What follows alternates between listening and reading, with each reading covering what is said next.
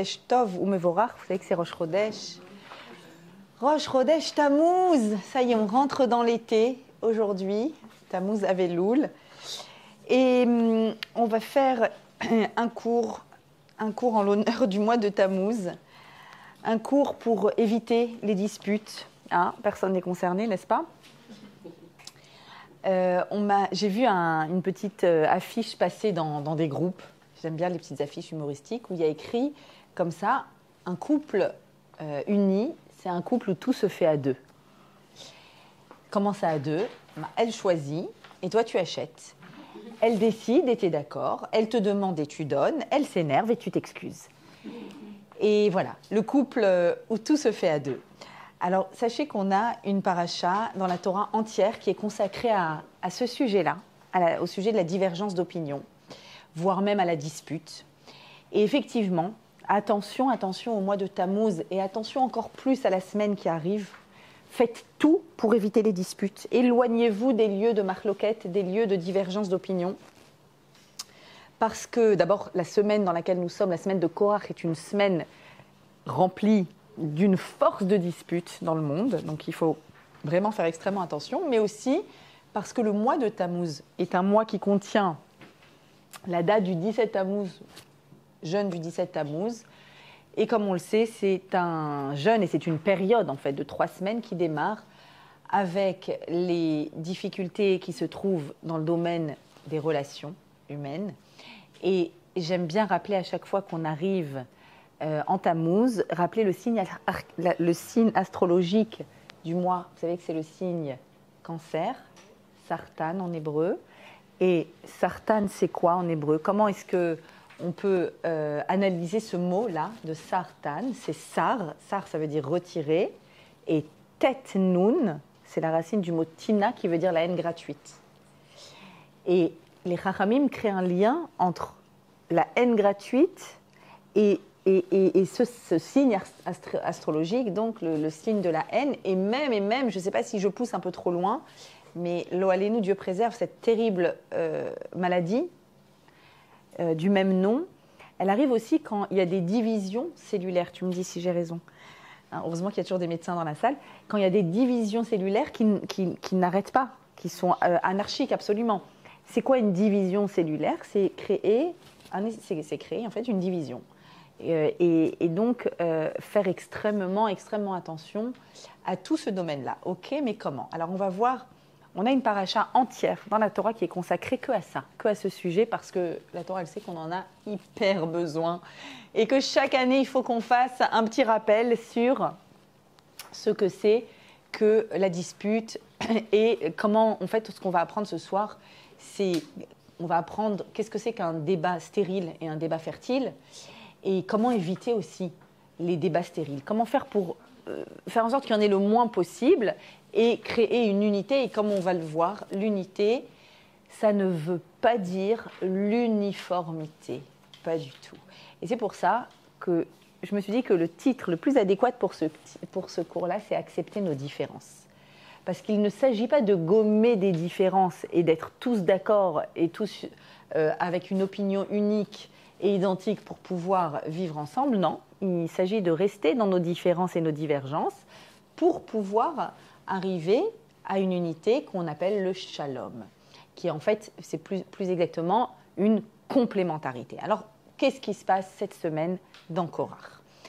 Korach, c'est le nom d'un cousin germain de Moshe, qui est donc un Lévi, comme Moshe.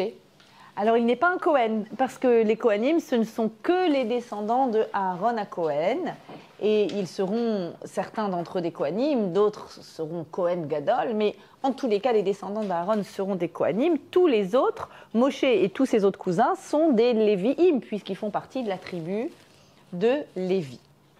Korach est un cousin, et en fait, je pourrais dire qu'il est le premier communiste de l'histoire du monde. Pourquoi? Parce que voilà ce qu'il n'est pas content. Korach n'est pas content du tout. Alors, les commentateurs nous disent que c'était le bon moment pour ne pas être content. Rappelez-vous, la semaine dernière, il y a eu la faute des explorateurs et on a entendu qu'on va continuer à errer pendant 39 ans dans le désert. Donc l'ambiance, elle est plutôt pesante, plutôt pénible. On ne rentre pas tout de suite en Israël. On a appris que c'est une nouvelle génération qui va naître, qui va rentrer en Israël. En français, on va dire on a le seum.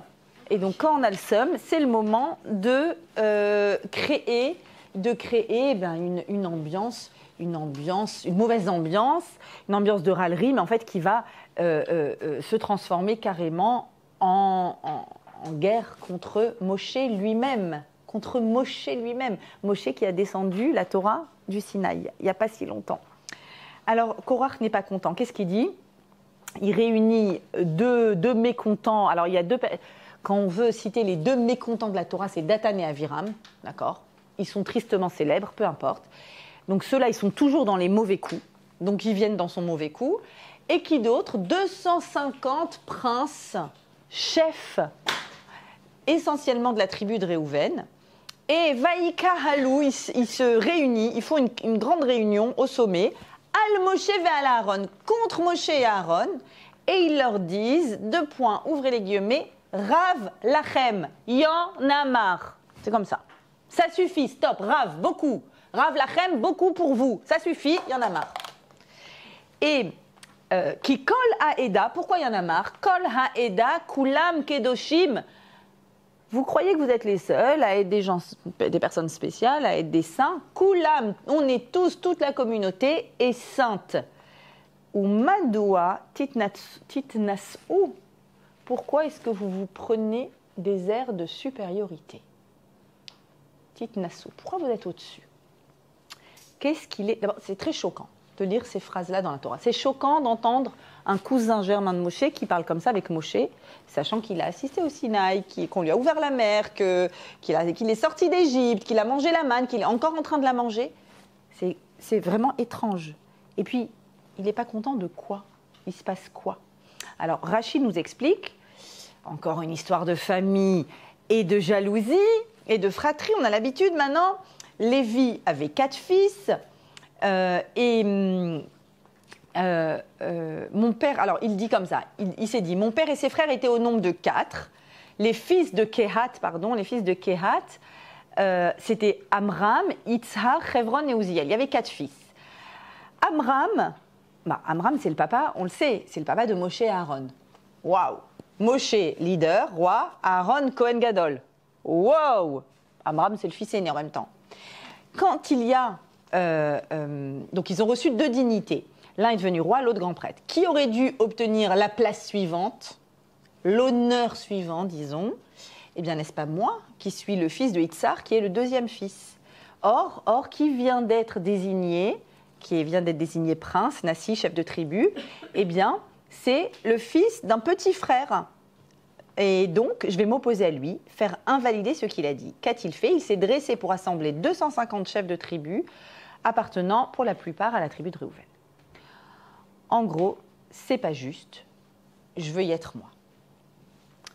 Qu'est-ce qu'il est en train de dire? Kulam kedoshim, nous sommes tous kadosh. En fait, il est en train de dire, il ne veut pas qu'il y ait des différences. Quand on arrive à la synagogue, jusqu'à aujourd'hui, nous sommes 3300 ans après, on arrive à la synagogue Shabbat. Si on fait partie d'Israël, on est assis. Et si on fait partie des Kohanim, on est debout en train de faire Birkat Kohanim. Et si on est Lévi, le Lévi, il est là en train d'aider le Kohen, de servir le Kohen. Et je ne peux pas devenir Kohen à la place du Kohen. Et je ne peux pas devenir Lévi à la place. Et je ne peux pas non plus devenir Israël si je suis un Kohen et que je dis j'ai pas envie de... En fait, il y a des différences. Il y a des rôles distincts.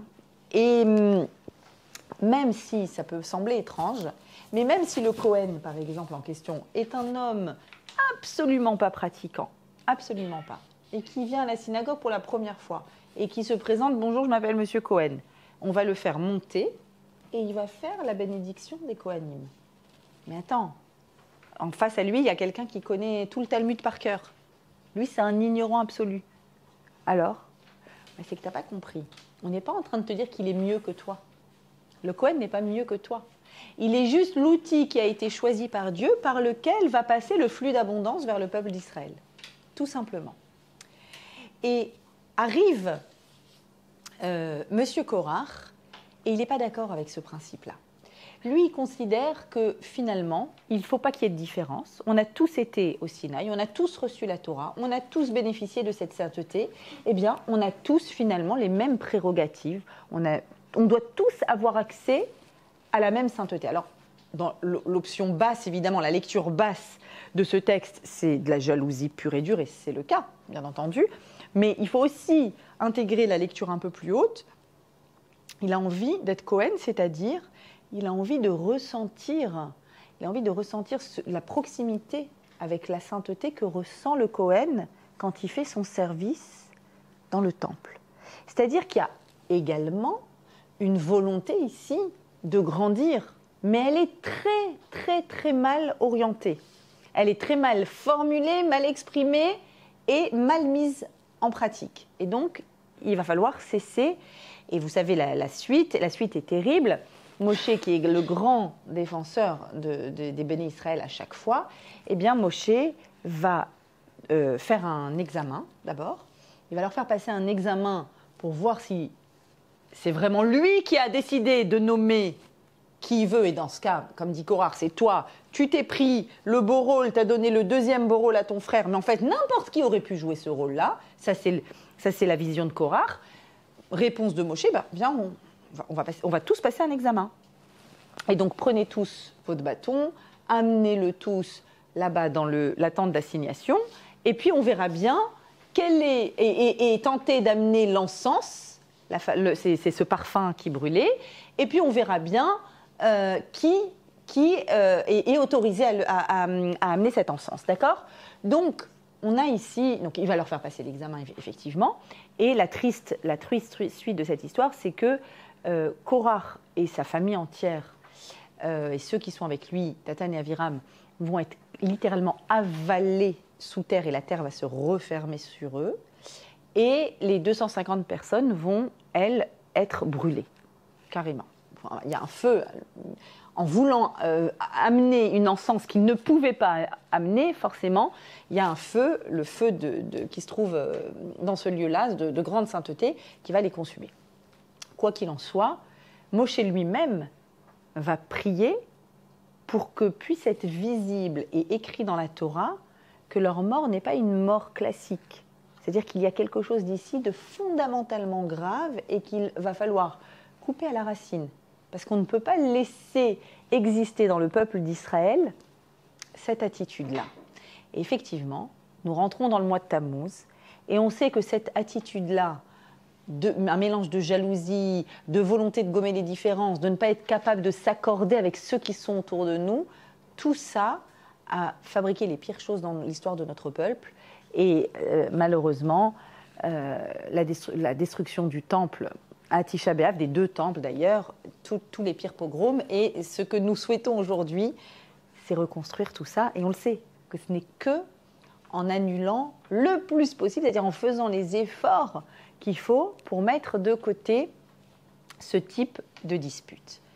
Alors, en fait, ce qu'il veut, Korach, c'est ça que je voudrais qu'on analyse, il ne veut pas qu'il y ait de différence, hein, je vous ai dit. Kulam Kedoshim.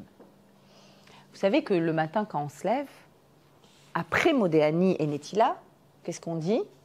On fait les bénédictions. La première, c'est quoi ? Donne-moi l'intelligence du discernement. Hachem, j'ai envie d'être capable de savoir faire des différences dans la vie. Vous savez que les petits Hogan, je ne sais pas s'il y a des institutrices aussi ici, les petits Hogan, Gan 1, le premier Gan, comment est-ce qu'on leur apprend en fait à développer leur cerveau? Quel est le premier exercice d'une institutrice qui veut apprendre à un enfant à développer son cerveau? C'est à faire des différences, à trouver l'intrus, à voir lequel ne fait pas partie de la catégorie. Quand un enfant sait déceler des différences, et après même au primaire, on continue sans arrêt à pouvoir faire des distinctions, la distinction, la nuance est un signe très important de notre intelligence. Le rabbi dans les Likutei Sichot nous explique comme ça la volonté de Korach. Il dit, lorsque Korach dit « tout le monde est saint », qu'est-ce qu'il fait ? Il fait tomber les barrières qui existent entre les Kohanim et Israël. alors que ce sont précisément ces barrières-là qui apportent la complétude présente dans le shalom, car l'un va influencer l'autre. À chaque niveau, il va y avoir un niveau d'influence sur l'autre, et ainsi vont se compléter la totalité d'Israël. Le rabbi il dit, Korach, tu ne peux pas gommer les différences entre les individus, entre les groupes, ni entre les individus. La différence est nécessaire et elle est bénéfique. À quel moment on voit qu'Hachem crée de la différence dans le monde? À quel moment? Presque. Comment? Tout début. Avant. Le jour et la nuit. Le premier jour de la création, au début de la Torah, il y a écrit Vayavdel Elokim ben Nahor ou ben Achosher. Dieu a créé une différence, une distinction entre la lumière originelle et l'obscurité. Il a créé une séparation, une distinction. Et d'ailleurs, dans la Torah, on fait ça sans arrêt. Vous avez remarqué à quel point on distingue toujours? On fait toujours attention à le lait et la viande. Facile. Nos cuisines un peu dingo énormes. Ensuite, le lin et la laine. On sépare. Qu'est-ce qu'on sépare encore? Le Shabbat et le Chol, évidemment. Évidemment. Chaque semaine, on sépare. On sépare le masculin du féminin. C'est-à-dire, on distingue, en fait. Comment? À l'intérieur du couple, on crée une distinction entre certaines périodes et d'autres périodes. C'est-à-dire qu'on est très régulièrement amené à devoir analyser, attends, on est où là? C'est de quoi il s'agit?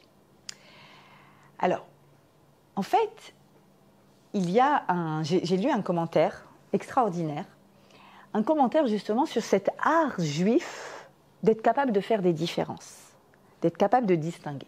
Et vous savez qu'on a même carrément un rituel chaque semaine qui s'appelle la Havdalah, ou comme dit mon fils de 5 ans, j'adore, la Hadvala.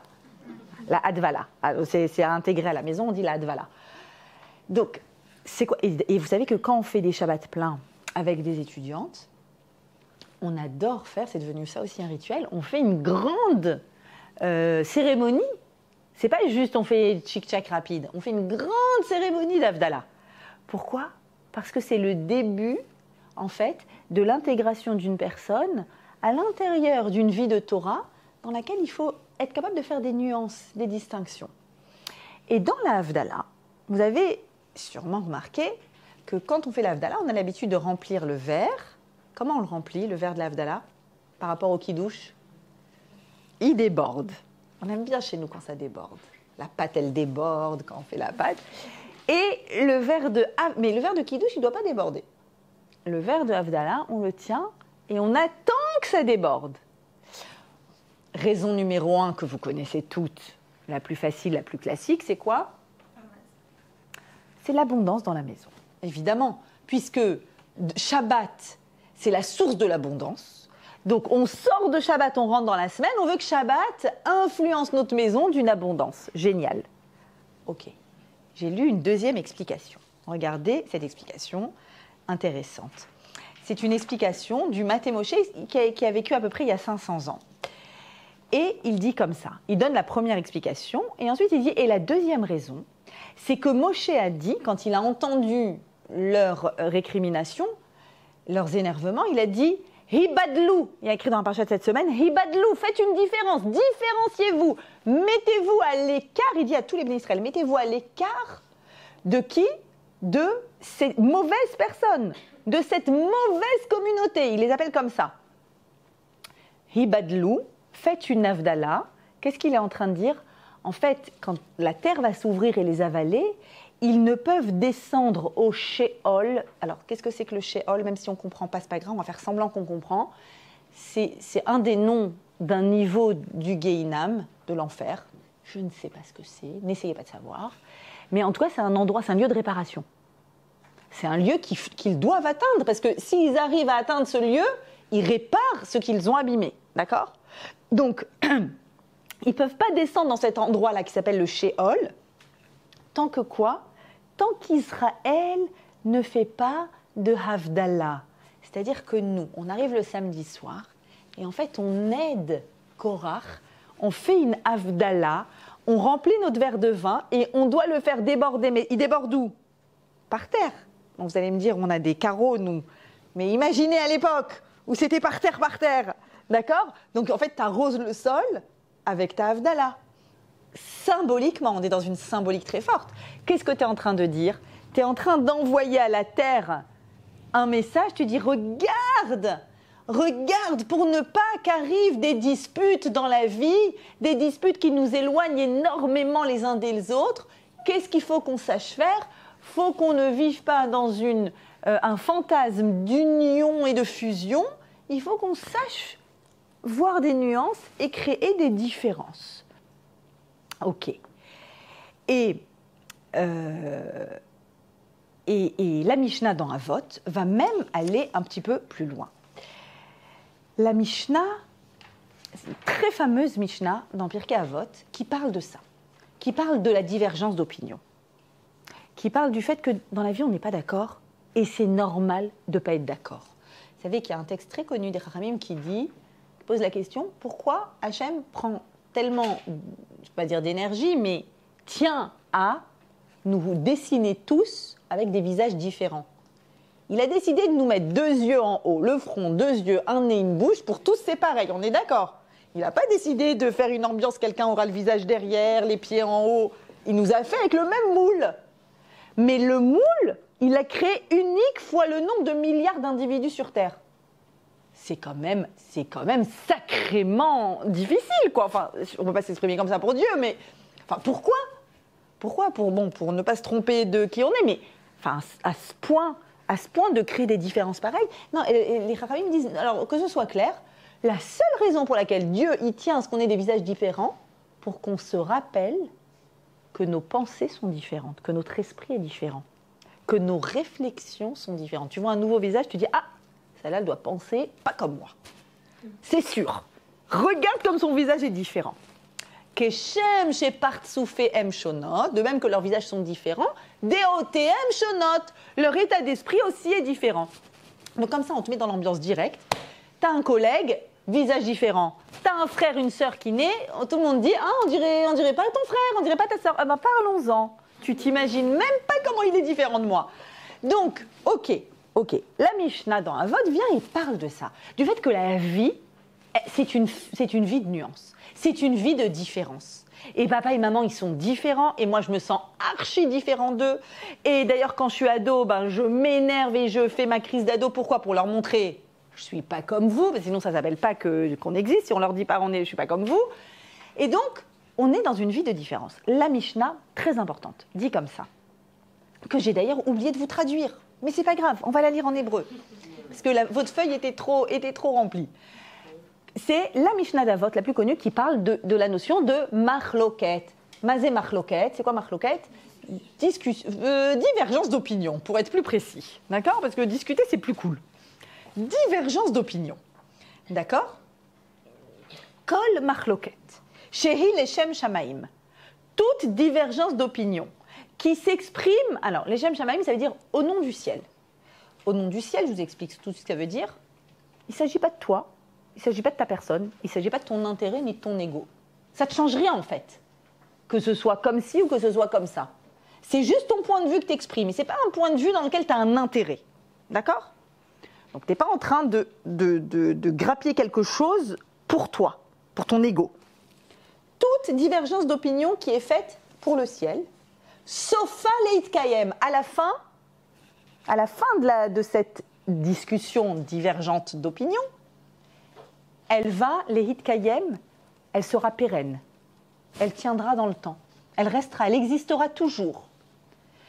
Et toute divergence d'opinion qui n'est pas au nom du ciel, donc l'ego est investi, des fois surinvesti, ein sofa leit kayem, sache qu'elle ne tiendra pas, ça va s'écrouler.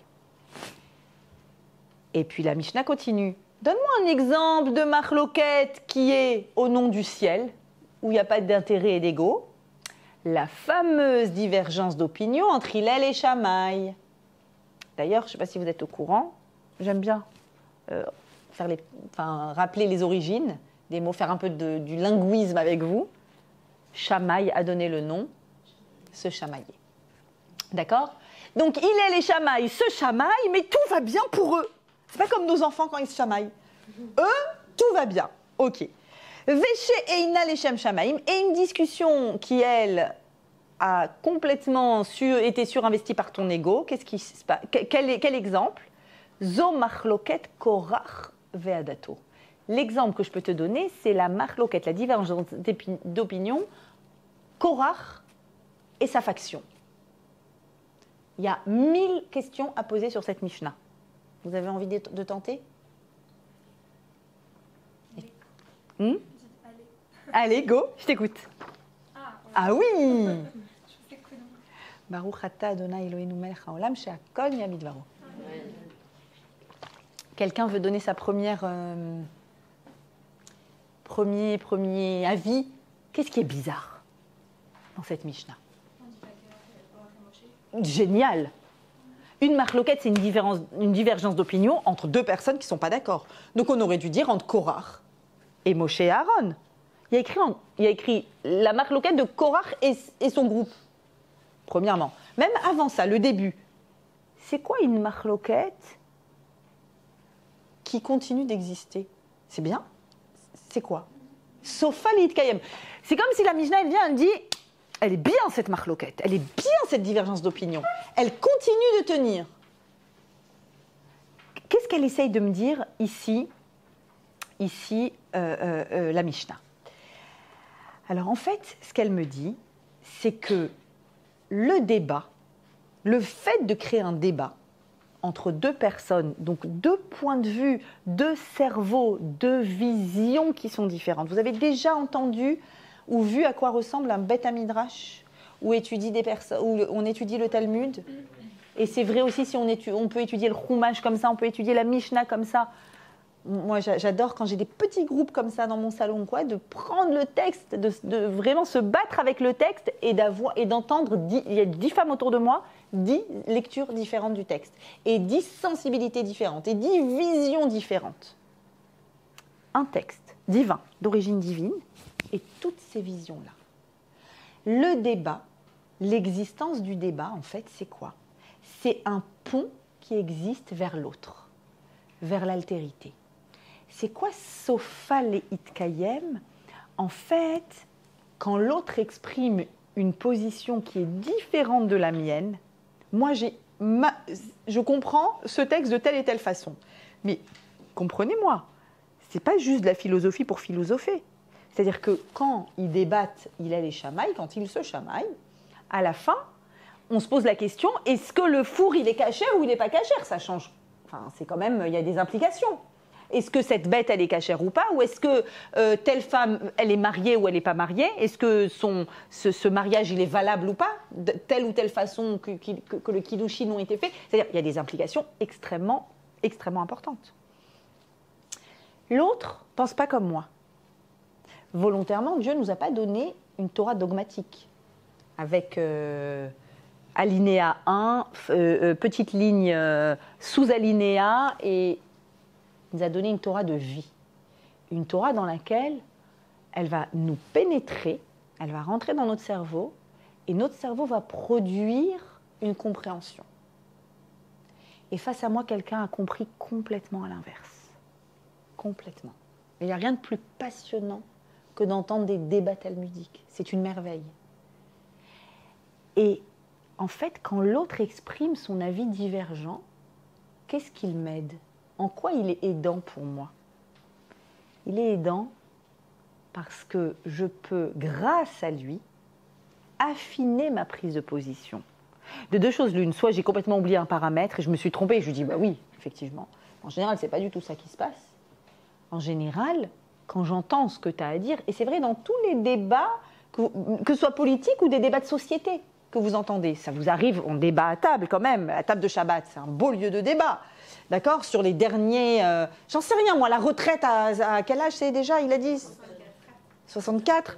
Allez, il faut travailler plus, il ne faut pas travailler plus, c'est bien, c'est pas bien. Voilà un débat, ok? Complètement inutile, mais c'est pas grave. Et non, pas si inutile que ça, en réalité. Mais Je débat. J'ai une prise j'ai une opinion personnelle. Hein. J'ai pas juste lu les journaux et comme une imbécile, je répète ce qu'on dit. J'ai mon opinion là-dessus. Moi, je pense que quelqu'un qui travaille est en meilleure santé et que ça lui fait du bien et que les gens n'ont pas envie de s'ennuyer dans la vie. D'accord. Mettons que c'est mon opinion, je le débat. Quelqu'un en face de moi va me donner une autre opinion. Mais tu te rends pas compte? Il y a des personnes qui travaillent et c'est des travaux qui sont hyper difficiles et toute leur vie ils ont travaillé, ils ont cotisé pour enfin. Qu'est-ce que ça me permet à moi? Ça me permet à moi d'affiner ma position et de la nuancer et d'être plus précise et de créer mes petits alinéas en disant oh, si toutefois, mais sinon, mais je pense, mais voilà mon axiome de base et voilà comment je le décline selon les situations. En fait, si je n'avais pas face à moi une opposition, j'aurais un avis qui est dénué de sens. Ou bien un avis unique, et ça en français ça s'appelle la dictature, tout simplement. L'avis unique, la pensée unique et le voilà. Mais je ne sais plus sur quel dictateur, je crois que c'est sur Staline, il marchait mot, quand il faisait ses discours délirants, tout le monde applaudissait et devait applaudir le plus longtemps possible. Si quelqu'un arrêtait d'applaudir, c'était interprété qu'il n'est pas d'accord avec les inepties qui ont été dites. D'accord ? Donc, même si les personnes étaient présentes et il y a des horreurs qui étaient dites, il fallait, voilà, la dictature, c'est la pensée unique. Donc, la Torah vient et elle me dit, attention, la marloquette qui est mitkayem, qui existe, c'est une divergence d'opinion qui est extrêmement fertile parce qu'elle permet à tout le monde de coexister avec des opinions qui sont différentes. Et en fait, c'est vrai dans la marloquette, dans le Talmud, c'est vrai dans nos débats, mais c'est vrai dans la vie aussi.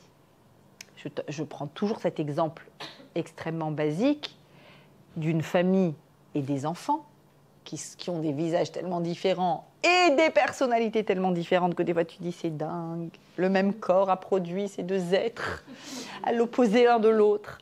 Et en fait, il y a une erreur très classique, la plus classique des parents, c'est l'erreur de vouloir faire à égalité. Première erreur. L'autre erreur, tout aussi classique, peut-être même plus commune encore, la comparaison. La comparaison. Puisque vous vivez dans la même maison, dans le même foyer, avec les mêmes parents, on va donc comparer vos résultats scolaires, comparer le rangement de votre chambre, comparer combien vous êtes capable de prêter ou de ne pas prêter. Et c'est la chose la plus douloureuse pour un enfant. Mais même ce fantasme d'égalité qui est le nôtre, je vais donner à égalité, je lui ai donné ça, je vais lui donner ça. Souvent, je vous ai donné, j'ai souvent parlé de ça dans mes cours, parce que c'est une erreur tellement classique. En fait, elle n'existe pas et elle ne doit pas exister. Et ils nous en veulent, officiellement, ils vont dire « et moi, je n'ai pas eu ». Et moi, je n'ai pas eu pareil. Mais en réalité, si on tente de faire pareil, on est en train d'annuler la singularité des enfants. Ils n'ont pas besoin des mêmes choses. Est-ce que vous avez un exemple? Parce que par exemple, moi, ce qui me vient à l'esprit, c'est, je sais pas, je vais te donner de l'argent pour Hanouka, Ouais. je vais donner la même chose à ton frère, mais Ouais. ça paraît logique de faire Ok, à égalité, pareil. sauf s'ils n'ont pas le même âge. Mais Voilà. dans ce cas-là, j'aimerais bien un exemple pour comprendre là où c'est judicieux de ne pas être à égalité. Pas être à égalité. Par exemple, il y a un enfant qui passe une mauvaise période à l'école, qui est dévalorisé par des copains ou par la maîtresse ou par ses résultats. Et je vais passer du temps qu'avec lui. Il va aller, lui, chez sa grand-mère. Ah, moi aussi, je vais aller chez mamie pour le week-end prochain. Non, lui, il a besoin. Ou, voilà, on va lui apporter. Et il faut complètement l'assumer, en fait. Moi, papa et maman, on considère, c'est pas juste. Mais tu as le droit de penser que c'est pas juste. Nous, on considère que c'est juste. Et que c'est ce dont il a besoin. Après, on doit garder en tête que dès qu'un autre a besoin d'autre chose, également. Et puis après, ils arrêtent de comparer. En fait, quand est-ce qu'ils comparent? Quand nous, on a un discours égalitaire. Mais quand on a plus de discours égalitaire et qu'on n'est plus obsédé par le fantasme d'égalité, même eux, ils arrêtent de comparer. Donc, oui, et Rav Moshe Shapira, une remarque de Rav Moshe Shapira, concernant cette finesse, ce discernement, cette nuance qui est la nôtre, quand l'autre est face à moi et s'oppose à moi, il dit comme ça, regardez, le mot marloquet, donc divergence d'opinion, a la même valeur numérique que le mot shalom rav, beaucoup de paix, une grande paix. Je trouve ça incroyable. La même valeur numérique, ça veut dire que, en fait, grâce à la marloquette, la bonne, et grâce à la divergence d'opinion, on peut arriver à beaucoup de paix. Tu peux aussi arriver à que shalom, sans rave, la paix. Mais ce n'est pas une vraie paix. La vraie paix, c'est quand tu as complètement pu exprimer ton opinion et qu'elle est acceptée de l'autre. Ça ne veut pas dire qu'il est d'accord avec toi, mais il t'a entendu. Sinon, c'est des semblants de paix, c'est des semblants de shalom, dans lesquels tu dis « Ah non, là, je préfère me taire parce que si je lui dis ce que je pense de sa belle-sœur, il va me massacrer. » Donc là, je me tais, je dis bah, « Mais ça, bon, c'est shalom, tu le fais pour le shalom, mais c'est pas encore shalom rav. » Shalom rav, c'est quand tu peux aller au bout de ce que tu penses, de ton émotion, de ton opinion, et en fait, ça va, ça ne met pas en péril la relation. Ok. Application. On va appliquer ce qu'on est en train de dire, évidemment, au couple, pour se faire plaisir. D'accord ? Dans le couple aussi, même si la première Havdalah, c'était lumière et obscurité, mais quand le premier couple a été créé, il a lui aussi été créé avec de la différence, puisque on avait une unité, vous vous souvenez, qui est un mélange masculin et féminin, et Hachem, il a dit attention, attention, il faut les distinguer. Il faut qu'il y ait un espace entre les deux, on va diviser et on va créer de la différence entre les deux. Il y aura ce qu'on appelle l'homme et ce qu'on appelle la femme. D'accord ? N'en déplaise à tous les autres théoriciens. Et comment est-ce qu'il a appelé son projet, Dieu, quand il fait ça ? Je vais lui fabriquer, pour Adam, Ezer Kenegdo, la fameuse phrase Ezer Kenegdo. Ezer, une personne qui va l'aider, lui être utile, le faire avancer, Kenegdo, contre lui. Ah, et ouais, ça y est, les problèmes, ils ont commencé. Premier verset, juste du projet de Dieu, de la fabrication du premier couple, déjà Kenegdo. Alors, comment tu veux que je m'en sorte ? Regardez l'explication du Netziv. Je vous ai mis une partie à regarder vraiment sur texte. Là, je ne vous ai pas mis tout l'hébreu, c'était trop long. Regardez ce qu'il dit sur Ezer Kenegdo. Cela signifie, dit-il, que l'opposition constitue en soi une aide. En d'autres termes, il dit comme ça, Netziv. Comment l'autre t'aide ? Comment le mari aide la femme ? Comment la femme aide le mari ? Comment il est Ezer ? Solution ? En étant Kenegdo. En étant contre. Exemple, il nous donne un exemple. Une personne, mettons qu'elle est colérique et nerveuse, et mettons que sa femme l'encourage et le soutient. C'est une gentille femme. Ah ouais, t'es énervé contre ton associé. Ouais, t'as raison, il n'aurait jamais dû faire ça. Donc elle est avec lui. Et lui, du coup, il est satisfait sur le moment et croit qu'elle l'aide. Elle abonde dans son sens, d'accord ? Mais quand la colère se dissipe, il s'en veut et regrette que sa femme ait ajouté des braises et du feu à sa colère. Si elle s'était opposée à lui dès le début en tentant de l'apaiser concernant la personne contre qui il s'énerve, même s'il semble sur le moment qu'elle s'oppose à lui, elle n'abonde pas dans le sens de sa colère, n'est-ce pas ? En fait, elle lui est d'une extraordinaire aide. Ainsi, c'est en s'opposant à lui qu'elle lui apporte son aide.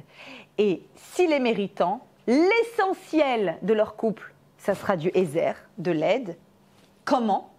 En utilisant le principe Kenegdo, en utilisant l'opposition. Je pense que vous pouvez photocopier ce passage, l'agrandir, le mettre au stabilo et l'offrir en cadeau de mariage à tous les couples que vous connaissez. Vous le glissez dans le cadeau de mariage avec la petite enveloppe. Voilà le petit conseil du couple parfait. Comment est-ce que tu peux l'aider en n'étant pas forcément d'accord ? Voilà qui change. Voilà un nouveau discours. Moi, j'ai toujours l'habitude de vous raconter comment mes calottes m'appellent 2 semaines, 3 semaines après le mariage et que j'entends au bout du combiné, j'entends même pas sa voix, j'entends que les sanglots. Elle est comme ça dans tous ses états parce qu'il y a eu la fameuse première dispute qui annonce que c'est terrible, terrible, terrible. Et moi, je lui dis, respire un bon coup, bienvenue au club. C'est tout. C'est tout. Qu'est-ce que tu veux dire de plus ? On s'oppose, on n'est pas d'accord. Le problème, c'est juste qu'on croit que c'est terrible, c'est terrorisant, qu'en fait, on est en train de plus exister. d'être englouti par la terre, littéralement, du fait qu'on n'est pas d'accord. Pas du tout, au contraire, c'est en n'étant pas d'accord avec celui qui est en face, maintenant évidemment qui a la forme, vous voyez bien comment il dit, en tentant de l'apaiser, à chaque homme et à chaque femme de trouver la forme adéquate, mais de ne pas abonder dans le sens de l'autre. Et si c'est une personne qui est au moment de sa colère, alors ce n'est pas le moment. C'est une autre Mishnah dans un vote qui dit « N'essayez pas de calmer quelqu'un qui est en colère. » Quelqu'un, il est vraiment en colère, quelqu'un l'a bouleversé, ne viens pas lui dire « Non, mais franchement, réfléchis et pense à son point de vue. » Ah, qu'est-ce que tu es en train de me dire? Je te bouffe tout cru, je suis en train d'être énervée, là, j'ai été touchée. Ne commence pas à me dire « Pense à son point de vue. » Non. Dis-lui, oh là là, c'est horrible, c'est horrible, c'est horrible, c'est horrible, c'est horrible, c'est horrible. Une nuit est passée, peut-être 2 nuits est passée, ok. Bon, viens, on essaye de voir les choses autrement. On va voir, je vous ai carrément fabriqué aujourd'hui, tant pis pour les absents, une méthodologie anti-dispute pour une unité sans uniformité, ok? Donc, voilà pour Ezer Kenegdo. Et d'ailleurs, à propos des jeunes mariés et de leur panique, je vous dis, on appelle 2 semaines, 3 semaines, 1 mois, ça dépend. Le must, j'ai eu le must, je vais vous raconter c'est quoi le must. Le must, c'est l'appel le lendemain du mariage. Alors, ce n'était pas une dispute entre eux, quand même, en une nuit de noces, il faut espérer que, voilà. C'était quoi? En larmes, la Kala. Et ça, il faut que je vous partage quand même, pour que vous sachiez, ceux qui vont marier leurs enfants ou celles qui vont se marier, préparez-vous. Le cortège, mes amis. Le cortège est un grand sujet sur cette basse terre, n'est-ce pas? C'est un grand sujet devant l'Éternel. Elle m'appelle et elle me dit, c'est la catastrophe atomique intergalactique. Les 2 familles la famille adverse, j'ai envie de dire, ne viendra pas au Sheva Brachot ce soir. Explosion intergalactique. Pourquoi le cortège? Le cortège, on avait décidé un tel, vient ensuite un tel et ensuite un tel. Je crois de mémoire que c'était un des 2 parents, c'était un couple recomposé, donc il y avait aussi la question de la mère et de la nouvelle conjointe ou du nouveau conjoint, je ne sais plus. Bref, vous avez compris quelque chose de très, très, très, très grave. Qui marche devant qui dans le cortège? Avouez que c'est hyper grave. On est d'accord. Donc il y a de quoi exploser un mariage. Donc elle me dit, tu dois me trouver une solution miracle pour que tout le monde se calme et que ce soir il y ait des Sheva Brachot et que tout le monde vienne. D'accord?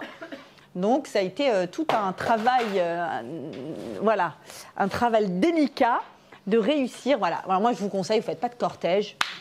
Comme ça, vous êtes tranquille. C'est une très bonne solution pour les prochaines fêtes. Alors, sachez qu'il y a, à ce propos, il y a un très grand thérapeute aux États-Unis qui s'appelle John Mordechai Gottman. Encore un juif. Et ce grand thérapeute a créé il y a 40 ans ce qu'il a appelé la clinique du bonheur, la clinique du couple. Franchement, même pas de la blague. Très sérieux.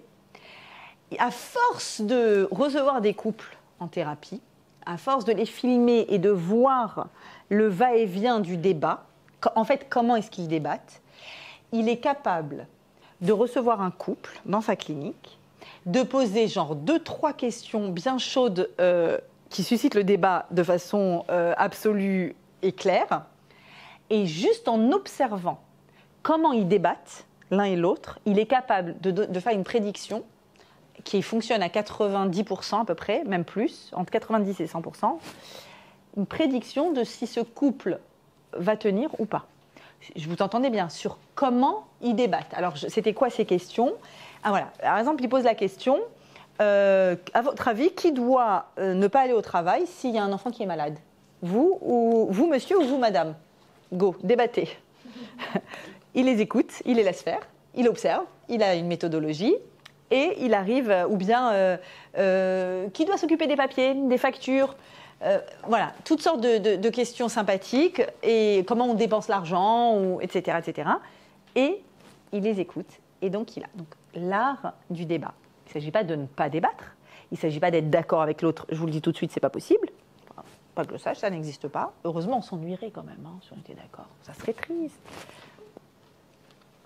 Mais il s'agit justement de voir comment est-ce qu'on est capable d'accepter la vie de l'autre. Et j'ai l'habitude toujours d'expliquer et de faire un long cours là-dessus pour les futurs mariés, où je leur dis, dans ce tout d'Adam qui a été divisé, eh bien, pourquoi la Torah me raconte que c'était un tout? Parce qu'on a du commun avec celui avec lequel on vit. Et pourquoi elle me raconte qu'ils ont été divisés? Parce qu'on a aussi du différent. Et je fais toujours cet exercice avec mes mariés.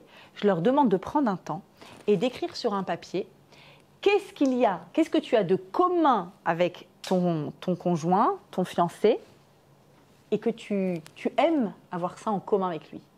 Le même humour, la même culture, on pratique la religion de la même façon, mille et une choses, on a la même passion pour tel et tel, je ne sais quoi. On a ça en commun. Évidemment que l'ambition d'un couple, c'est au fur et à mesure des années d'amplifier ce qu'il y a de commun. Mais amplifier ce qu'il y a de commun ne veut pas dire annuler les différences. Et c'est pour ça que je leur pose également une autre question encore bien plus importante. Qu'est-ce qu'il y a de différent chez lui? Pas qui t'énerve, pas ça, c'est facile. Il y a 1000 choses qui t'énervent, qui sont différentes. Moi, je leur demande qu'est-ce qu'il y a de différent, mais que tu apprécies. Parce qu'il est différent, tu l'as choisi. Parce que toi, tu es une faux folle et lui, il est posé. Et ça te calme. Ça fait du bien, par exemple. Et il y a toujours, et sortent des choses au niveau de la différence. Pourquoi c'est important cet exercice? Qu'est-ce qu'il y a de différent que j'apprécie? Parce que dans 10 ans, tu vas avoir ou 5 ans, tu auras des grands moments de solitude où tu diras, mais il m'énerve, il est toujours posé, carré, moi j'ai envie d'être spontanée. Et là, tu reprends ta feuille d'il y a 5 ans quand tu as fait le séminaire Boïkala et tu dis, ah en fait, c'est pour ça que je l'ai choisi. J'avais oublié. J'avais oublié que c'était ça que j'aimais. Parce que, avec la routine, avec le temps, la différence, on arrive moins à apprécier. On aimerait la gommer, on aimerait l'annuler et dire, ok, allez, pareil, et qu'on n'ait plus besoin de débattre. Ok. Ça, c'est dans les couples. On l'a dit tout à l'heure, la divergence, elle est présente tout au long du Talmud.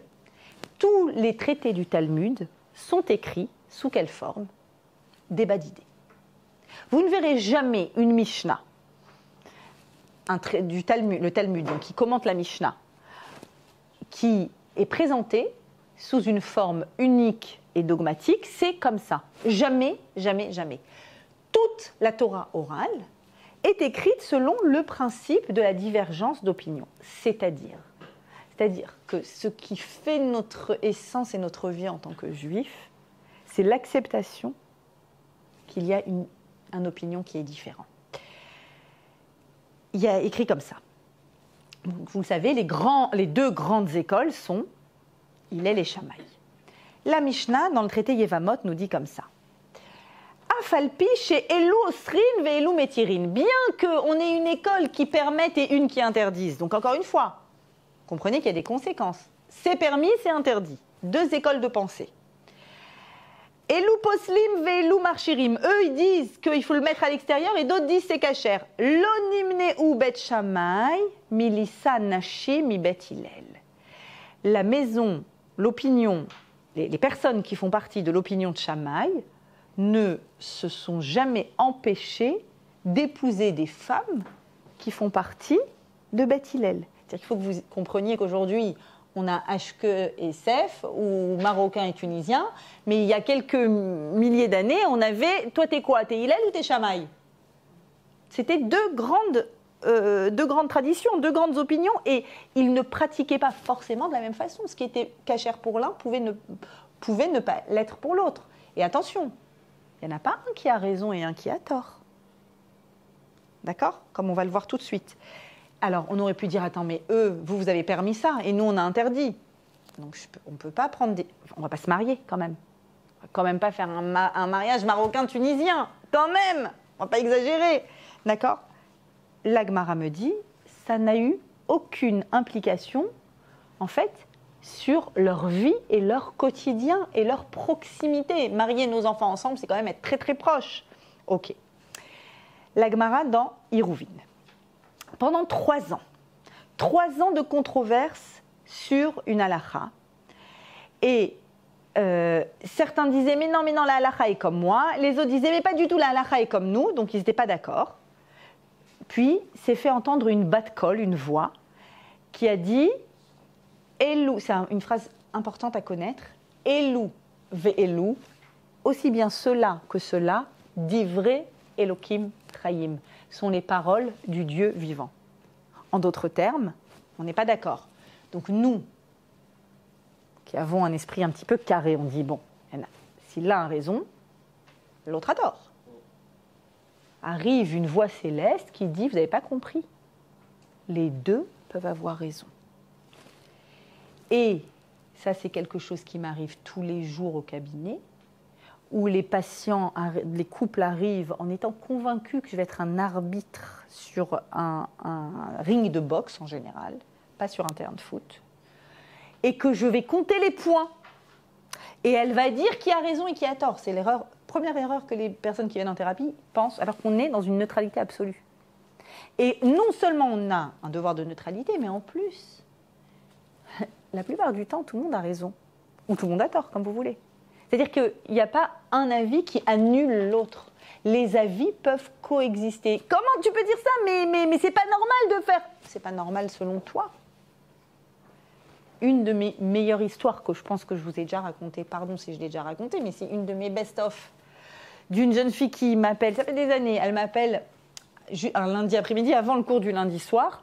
Écoute, voilà, je t'appelle, j'en peux plus, on est dans les préparatifs du mariage, ça se passe très mal. Si déjà maintenant ça se passe très mal, les familles, c'est ma mère, tout ce qui décide, ma mère critique. Tout, c'est pas normal, c'est pas bien, c'est pas comme ça, elle s'énerve, elle est pas d'accord. Franchement, mon fiancé, il va craquer, il va partir, c'est plus possible. Il y a que de la critique, que de la critique. Je t'avertis, elle me dit, j'amène ma mère ce soir, il faut que tu lui retournes la tête. D'accord? Sinon, ça va pas tenir. Bon, après le cours, je parle à la maman. Et très emportée, la maman, elle me dit, non mais c'est une catastrophe, c'est quoi cette famille? Mais regarde ce qu'ils font, mais regarde comment ils ont décidé de faire le henné, mais regarde comment ils ont décidé de faire le cortège, tiens, et voici comment ils ont... J'entends, et comme je ne comprenais pas pourquoi il est dans tous ces états, parce que je ne comprenais pas ce qu'il y avait, je lui dis, mais alors je n'ai pas compris, aidez-moi à vous comprendre, ça a l'air de vraiment vous heurter, je suppose que chez vous, ce n'est pas comme ça, donc vous avez l'habitude de faire différemment. Elle me dit, mais enfin... Mais chez nous, c'est normal. Et là, à cet instant précis, j'ai compris ce qu'est la normalité du monde. Vous avez compris. Chez nous, c'est normal. C'est mon best-of. Le fameux « chez nous, c'est normal ».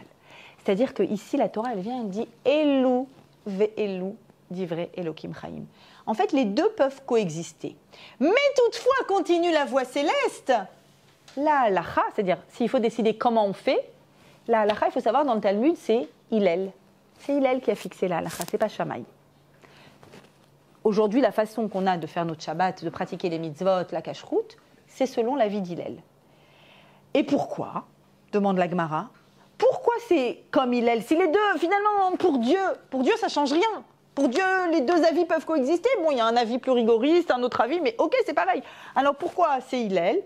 Réponse, parce qu'ils étaient plus conciliants, plus humbles, et surtout parce qu'ils citaient, quand ils avaient à citer un avis, ils citaient l'avis adverse avant de citer leur propre avis.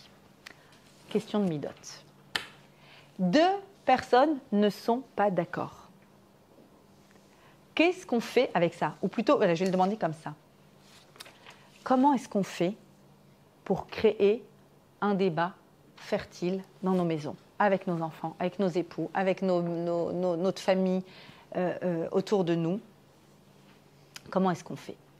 En fait, ici, ce qu'il nous explique, il nous dit que pour que la méthode, pour que le débat soit bon, nécessité numéro 1, obligation numéro 1, ça ne remet pas en question nos liens. Le fait que toi, tu penses ça, que tu votes à droite et que je vote à gauche, que toi, tu penses ça sur tel débat et moi ceci, ça ne remet pas en question notre affection. Ils mariaient leurs enfants ensemble. C'est la condition numéro 1. Condition numéro 2, je suis capable d'entendre qu'il y a un avis qui n'est pas le même que le mien et qu'il continuera. Et troisièmement, je respecte tellement cet avis que je suis même capable, mon ego n'étant pas mis à mal par ça, je suis capable de le citer avant moi. C'est-à-dire que typiquement dans le débat, est-ce qu'on invite ta famille pour les prochaines fêtes de Pessah, sachant que je n'ai pas du tout envie d'inviter ta famille pour les prochaines fêtes de Pessah, ben, ça ne remet pas en question notre affection. J'entends qu'il puisse y avoir une opinion, que ça peut être bien d'eux, et surtout quand je résume notre débat, je suis capable de citer ton avis en premier. Mais à la fin, on fera comme moi, évidemment. Je rigole. Le fait d'être capable de le citer en premier, c'est quoi? Ça veut dire que, en fait, je suis complètement... je ne me sens absolument pas ébranlée par le fait qu'il y ait cet avis qui est différent. Ça ne me déracine pas. Ça m'impacte pas. Ça, c'est ton opinion. Ça, c'est mon opinion. Et ton opinion a toute sa place. Je valorise ton opinion. OK? Donc, la Gemara, ici, est en train de nous apprendre.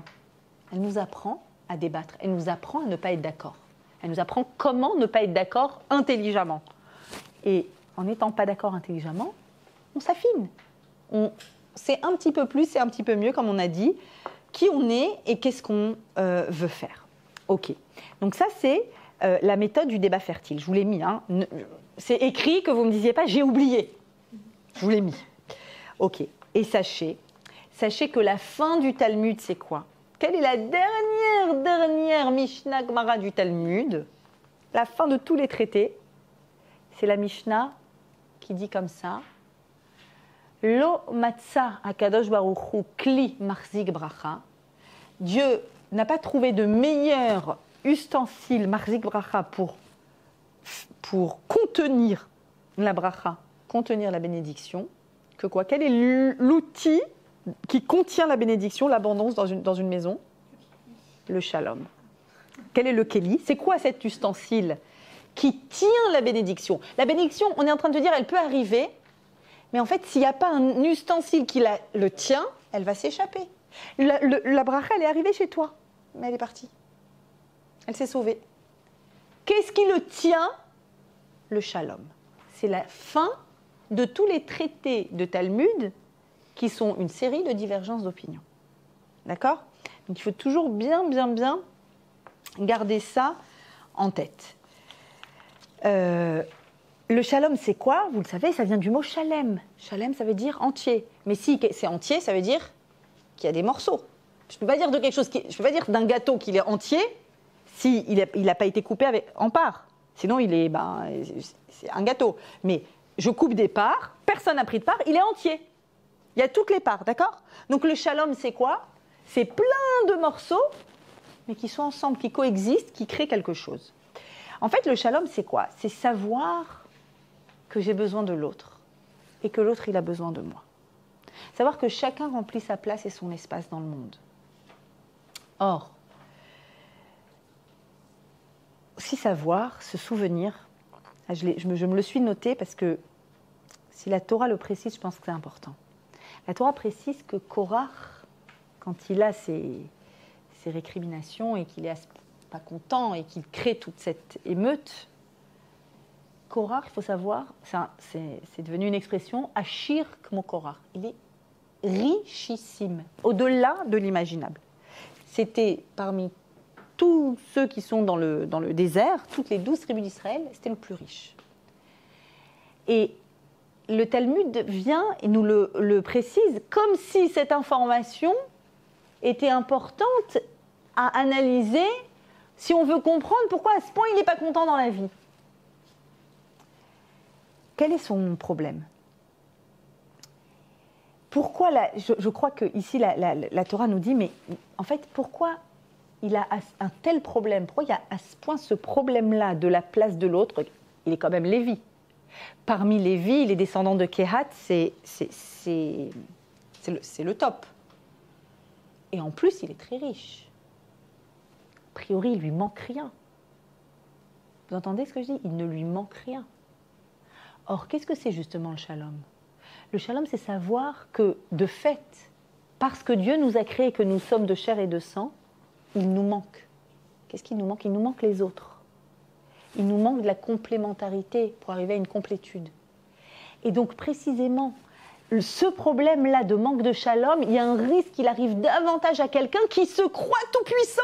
Pourquoi il se croit tout-puissant? À cause de sa richesse. Il croit qu'il peut avaler le monde entier. On dit que Korach est la réincarnation de l'âme de Caïn, qui a tué son frère.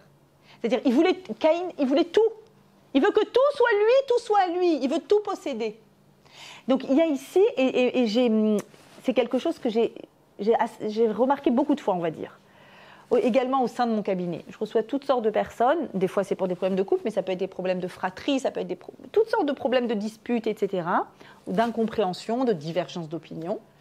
Et qu'est-ce que j'ai constaté? J'ai constaté justement que des fois, des personnes, on parle d'eux, donc c'est des personnes qui ont, grâce à Dieu, énormément de moyens et un manque de shalom abyssal. Presque comme si c'était corrélé. Presque. C'est douloureux. C'est-à-dire qu'il y a le sentiment que je peux tout, mais en fait non. En fait, on a tous été créés en ayant fondamentalement besoin les uns des autres, de l'existence de l'autre, de l'opinion de l'autre également. Pour réussir à rester, à être béchalom, à créer ce shalom, qu'est-ce qu'il faut? On a compris. Eh bien, il faut pouvoir rester dans sa propre frontière. On a dit qu'il a voulu annuler les frontières, Korach, n'est-ce pas? Quelle est la solution? De justement ne pas déborder de sa frontière. C'est le cas de Korach qui déborde. Koulam, il veut tout. Il veut toute la Torah pour lui. Il veut être tout à la fois. Réussir à être contenu à l'intérieur de sa frontière. Alors, on va voir comment tout de suite. Comment est-ce que je reste dans ma frontière? En fait, dit le texte toujours dans Avot, il dit comme ça. Rabbi Elazar Akapar Omer, au nom de Rabbi Elazar, la jalousie, la pulsion et les honneurs, c'est ce qui extrait l'homme du monde. La terminologie a été intéressante. Motzi'i mina olam, ça sort du monde. Qui a été sorti du monde littéralement? Korach. Il a été avalé, sorti du monde. C'est-à-dire, ils n'ont plus de place dans le monde. C'est quoi ces trois éléments-là? La jalousie, la pulsion et les honneurs. Il y a beaucoup de Mishnayot qui viennent sous forme de trois. Notamment une Mishnah qui dit le Aïnara, le mauvais œil, le Yetzer Hara, le mauvais penchant, Sinat Aberiot, la haine de l'autre, également. Il y a le même terme qui vient, extrait l'homme du monde. Et c'est en parallèle absolu. Le Maharal nous explique que nous sommes faits à l'intérieur de nous de trois parties. Le corps qui mange, qui se nourrit, le cœur, l'émotionnel, et l'intellect, la neshama, la partie haute. Ok? C'est bon? Corporel, émotionnel, spirituel ou intellectuel. Chacun de eux est susceptible de déborder à l'extérieur. Chacun. Le corporel peut déborder. Comment ça s'appelle? Ta'ava, les pulsions. Que ce soit des pulsions de nourriture ou des pulsions sexuelles, ça déborde. C'est le corps qui est en débordement, qui ne reste pas dans sa frontière. D'accord? L'émotionnel qui déborde, c'est quoi? La jalousie. Ton cœur qui regarde ce qu'il y a chez l'autre et en fait qui a envie de s'étendre vers l'extérieur. D'accord? Et enfin, la partie haute spirituelle, quand elle déborde, elle aussi, elle peut déborder. Alors c'est plus raffiné, mais c'est également un débordement. C'est quoi? C'est la recherche du kavod. Comme c'est écrit, Veha kavod, la recherche du kavod, motzi'im. C'est-à-dire que là, on va dire c'est peut-être plus subtil, plus raffiné, mais c'est le même principe. Soit ton corps est en train de déborder, je veux, consommer, manger, avoir, obtenir. Soit ton émotion, elle déborde et elle s'attache à ce que... c'est la jalousie, c'est très compréhensible. Soit, au contraire, c'est ta partie la plus subtile, partie haute, partie spirituelle ou intellectuelle, j'aimerais être valorisée, j'aimerais être honorée, j'aimerais être sur le podium, je veux être mis en avant. Quel est le problème de quelqu'un qui recherche des honneurs? Attention, être valorisé, c'est un besoin basique de chaque individu, de sentir qu'on a une valeur. Par contre, la recherche des honneurs, c'est quoi? La recherche des honneurs, c'est l'autre est vu comme quelqu'un qui m'empêche à moi de m'étendre. Donc l'autre est tout de suite un concurrent potentiel. L'autre est tout de suite quelqu'un à abattre. Pensez à Caïn, d'accord? Donc en fait, à quoi ça correspond ces trois niveaux-là? La jalousie, c'est l'effet du Aïn Hara, un œil qui projette du négatif chez l'autre. Les pulsions, évidemment, c'est l'effet du Yetzer Hara, du mauvais penchant. Et la recherche d'honneur, c'est l'effet de la haine de l'autre.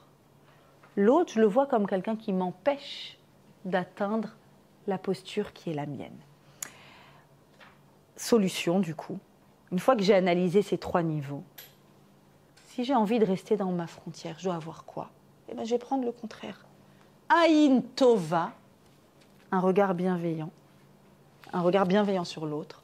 Deuxièmement, Yetzer Tov, face à Yetzer Hara, il y a quoi? Yetzer Tov. C'est quoi un Yetzer Tov? C'est une pulsion créatrice. Au lieu d'avoir une pulsion destructrice, vous savez qu'on a les deux en nous. On a même de l'autodestruction. Il y a la pulsion destructrice, il y a la pulsion créatrice. J'ai une pulsion créatrice. Je veux créer davantage, je veux impacter. Et troisièmement, au lieu de la haine de l'autre, faire quoi? Avat, abriot, aimer l'autre. Je vous ai créé une méthode que pour vous, mes amis. Je vous l'offre. Et je lui ai même donné un nom. La méthode ABC. Facile. C'est quoi A? Aimer. C'est quoi aimer? Ahavat abriot. Aimer l'autre, c'est au niveau le plus simple. Je suis contente que l'autre existe. Je suis contente qu'Hachem ait créé les autres. Parce que chacun a son rôle sur Terre. J'aime l'existence de l'autre. Deuxièmement, B, bienveillant. Aïn Tova, le regard bienveillant. Non seulement j'aime qu'il existe, mais s'il a encore plus, Hachem envoie lui. C'est une merveille, ça. Aïn Tova, c'est un œil qui projette du bien sur l'autre. C'est une qualité extraordinaire. Et C, c'est quoi? La complémentarité. C, c'est Yetzer Tov, une pulsion créatrice. Allez, on va dire soit de complémentarité, soit de créativité. C'est-à-dire, la complémentarité, comment? On échange, absolument. C'est-à-dire qu'en fait, non seulement j'aime que tu existes, non seulement j'aimerais que je projette sur toi davantage, mais en fait, toi et moi, on est dans une relation d'échange, exactement, de complémentarité. Et donc, j'ai une pulsion créatrice. La pulsion destructrice m'empêche d'être en lien avec toi. La pulsion créatrice multiplie et amplifie le lien avec l'autre. Ok, je crois que là, on a vraiment, réellement fait le tour. Je veux juste finir en vous rappelant quand même comment, je parle du point de vue de moi qui ai envie de susciter soit un débat fertile, soit évidemment de me retirer des débats stériles et inutiles. Comment je fais si face à moi, il y a quelqu'un qui est en train de piquer une colère? Si face à moi, il y a quelqu'un qui crée de la dispute, qui est en train de m'amener vers la dispute, comment est-ce que je réagis? Encore, je vous donne une méthode. Premièrement, toujours en 3 points. Premièrement, j'entends ce que l'autre y dit. J'entends, j'accueille. Voire même, je reformule. Comme le roi Salomon, quand il fait ses fameux jugements. Je reformule ce que l'autre a dit, c'est vraiment le signe que j'ai entendu. J'entends, il a le droit de penser, de ressentir ce qu'il ressent. Il n'est pas obligé de penser comme moi. Donc j'entends. Deuxième chose, avoir l'intelligence de chercher la source à ce qu'il dit. Parce que ce qu'il dit, ce n'est pas forcément son émotion. S'il est envahi par une émotion, c'est peut-être qu'il y a autre chose qu'il dit est différent de ce qu'il veut dire. Donc il y a quelque chose qui est dit et à l'état brut, c'est moyen. Ok, il y a quelque chose qui ne va pas. Comme un enfant qui est en crise. Qu'est-ce qui ne va pas en vrai? D'accord? Donc, deuxième étape, j'essaye d'imaginer qu'est-ce qui ne va pas, qu'est-ce qui ne va pas en réalité. Troisième étape, automatique, je fais ça, je le valorise. Parce que parmi ce qui ne va pas, toujours, c'est un axiome. Il y a un sentiment de ne pas avoir été vu ou avoir été reconnu, avoir été entendu, ne pas avoir été valorisé. Si je viens et que je suis ces 3 étapes-là, alors je vais pouvoir rentrer ensuite dans un débat qui est intelligent et qui est fertile, pas un débat d'altercation, où c'est à qui mieux. Bezrat Hashem, mes amis, qu'on n'ait pas besoin de jeûner ce 17 Tammuz et ce 9 Av, qu'on soit capable de faire l'ABC de l'anti-dispute. Vous ne direz pas que je n'ai pas donné des outils aujourd'hui. L'ABC anti-dispute, Bezrat Hashem, qu'on soit éloigné de tous les domaines de mauvaises marloquettes, qu'on ne fasse que des débats intelligents et fertiles. Ce dimanche, j'ai formé des femmes de rabbins pour Olami, qui au leadership et à pouvoir, elles aussi, multiplier les cours de Torah avec leurs élèves, leurs étudiantes. Et sachez que je les ai formées. Quel était mon fil conducteur? Ce qu'on vient de dire aujourd'hui, sous une autre forme, je l'ai fait. En d'autres termes, le partage. Personne n'est votre concurrent. Encore moins dans la spiritualité, il n'existe pas de concurrence. Qu'on mette tous nos outils et toutes nos connaissances en commun pour faire grandir le nom d'Hachem, Bezrat Hashem. À bientôt.